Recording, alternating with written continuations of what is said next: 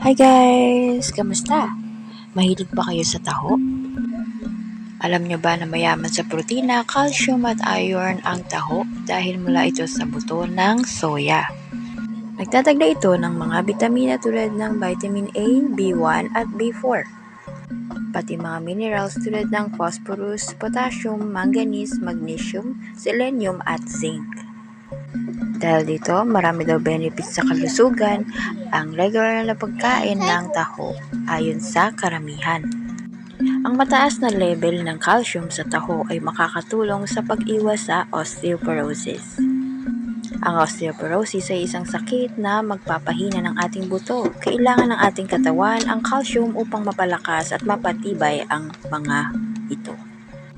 Mas maliit na posibilidad ng pagkakaroon ng cancer. Sinasabing mas mababa ng 25% ang posibilidad ng pagkakaroon ng cancer sa mga